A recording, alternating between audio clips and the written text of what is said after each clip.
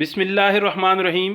السلام علیکم عزیز طلباء، کلاس ششم کی اسلامیات کے دوسرے باب ایمانیات و عبادات کے ساتھ آج ہم پھر حاضر ہیں۔ آج ہم کتاب کا صفحہ نمبر 8 مطالعہ کریں گے اور جس کا جلی عنوان ہے توحید۔ توحید معنی اور مفہوم۔ توحید کے معنی اللہ کے ایک ہونے پر یقین کرنا ہے، یعنی اللہ تعالیٰ کو واحد یکتا اور ایک ماننا اور ایک جاننا ہے۔ واحد اور یکتا کے جو الفاظ ہیں یہ آپس میں مترادف ہیں، جن کا مطلب ہے ایک، یعنی واحد ایک، یکتا اس کا مطلب بھی ایک، اور پھر آگے مزید اس کی تفصیل بھی کر دی کہ ایک ماننا اور ایک جاننا ہے۔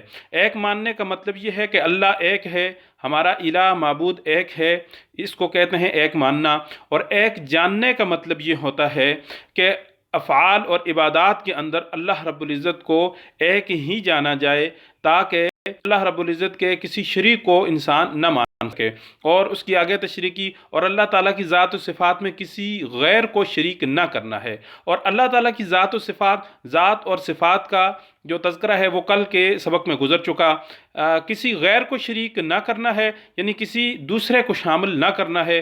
اللہ رب العزت کی ذات کے علاوہ جتنی بھی چیزیں ہیں وہ سب کی سب اللہ کی غیر کہلاتی ہیں۔ تو عبادت صرف اللہ رب العزت کی ذات کے لیے ثابت ہے، اور جو صفات ہیں وہ اللہ رب العزت کی ذات کے لیے ثابت ہیں، کسی غیر کے لیے یہ ثابت نہیں ہیں۔ لہٰذا اس چیز کا لحاظ رکھنا چاہیے۔ یہ توحید میں سے ایک جلی عنوان ہے۔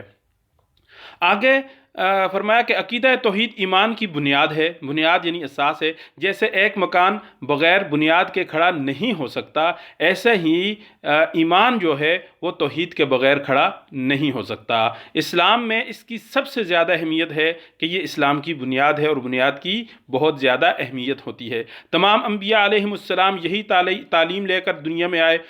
حضرات انبیاء کرام علیہم السلام اللہ کی توحید ہی پھیلانے کے لیے دنیا کے اندر آئے تھے۔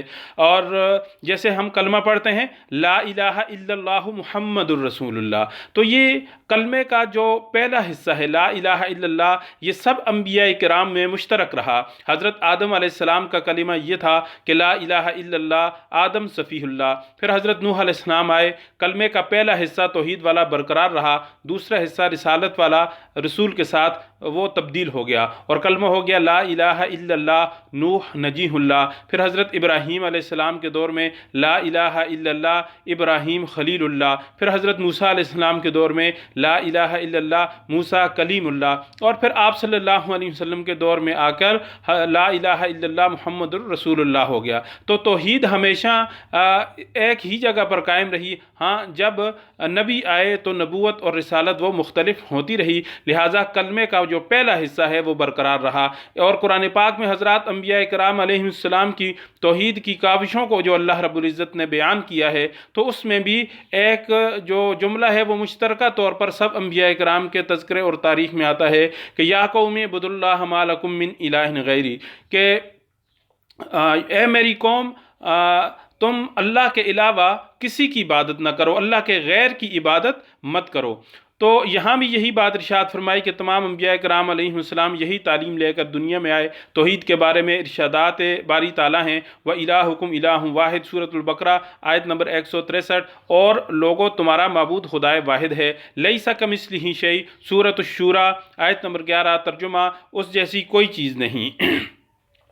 ضروری ہے کہ تمام مشکلات و مصائب میں صرف اسی پر بھروسہ یعنی اعتماد کیا جائے، اسی سے مدد یعنی نصرت یعنی اعانت طلب کی جائے، جیسا کہ سورۃ الفاتحہ میں ہے ایاک نعبد و ایاک نستعین، کہ اے پروردگار ہم تیری ہی عبادت کرتے ہیں اور تجھ ہی سے مدد مانگتے ہیں۔ اگر ہم کائنات کے نظام پر غور کریں تو کائنات کس کو کہا جاتا ہے؟ زمین سے لے کے آسمان تک، اور آسمان سے اوپر کے جتنی بھی تخلیقات ہیں وہ سب کی سب کائنات کے اندر داخل ہیں۔ تو سورج ہر روز مقررہ وقت پر طلوع اور غروب ہوتا ہے۔ اس جملے کا مطلب یہ ہے کہ صدیوں سے سورج اپنے وقت کے اوپر آ رہا ہے، کبھی بھی ایک سیکنڈ بھی اس کے آنے اور جانے میں دیر نہیں ہوئی۔ اور آج تو انسان نے جدید دور کے اندر سورج کے آنے اور جانے کے اوقات کو ماپ کے رکھا ہوا ہے، لہٰذا کبھی ایسا نہیں ہوتا کہ سورج اپنے مقررہ وقت سے ایک سیکنڈ پہلے آئے، یا اپنے مقررہ وقت جو اس کے جانے کا ہے اس سے ایک سیکنڈ بعد میں جائے۔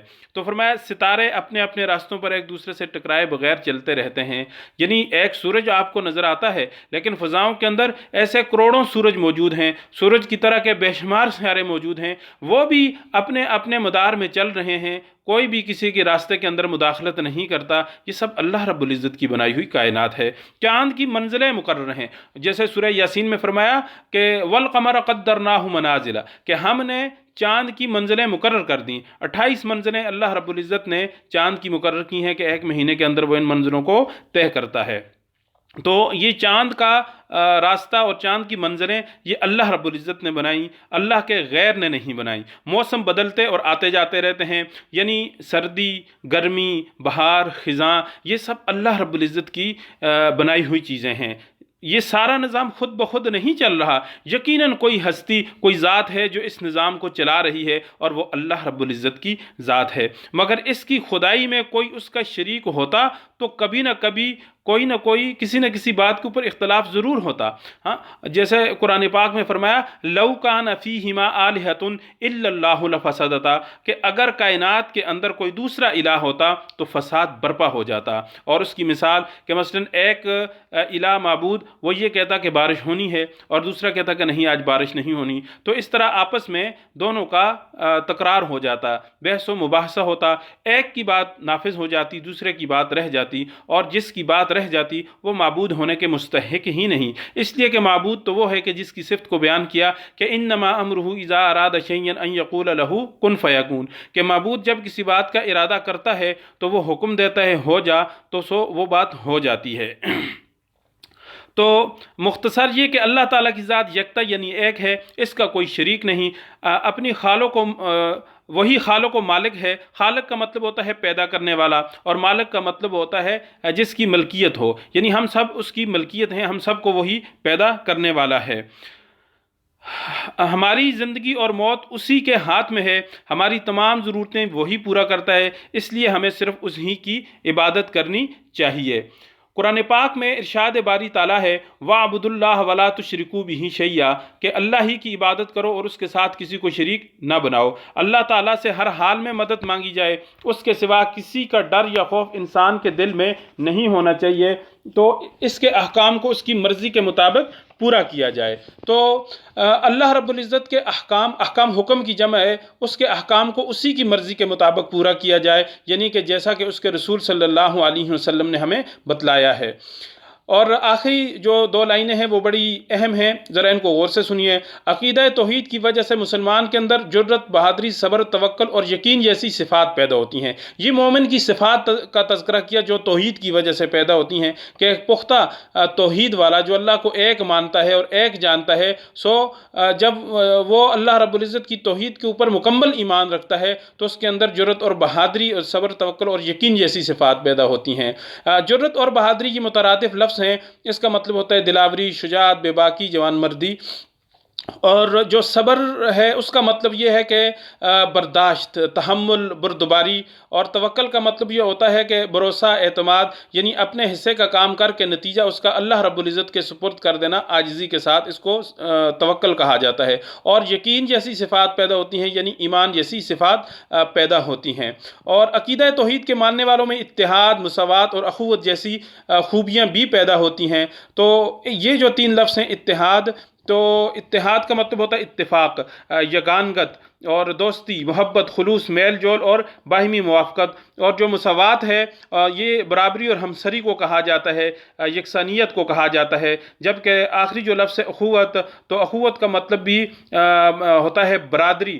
تو جیسا کہ ہم نے 5ویں کلاس میں مواخات مدینہ پڑھا تھا، تو وہاں پر اخوت کا جو ہے نا وہ تذکرہ آیا تھا۔ تو یہ بھائی چارہ، یہ اخوت جیسی خوبیاں یہ انسان کے اندر پیدا ہوتی ہیں۔ تو آخری جو 2 لائنیں ہیں، اس کے اندر جو الفاظ آئے ہیں ان کی جو تشریح کر دی ہے، اس کو ذرا غور کے ساتھ آپ نے سننا ہے اور اس کو یاد کرنا ہے۔ ہمارے چینل کو سبسکرائب کرنا ہے اور آگے جو ہے نا دوسرے دوستوں تک اس کو بھیجنا ہے، تاکہ مکمل طور پر آپ کو اسلامیات سمجھ آ جائے۔ اللہ رب العزت کے سنے کو سمجھنے اور عمل کرنے کی توفیق نصیب فرمائے۔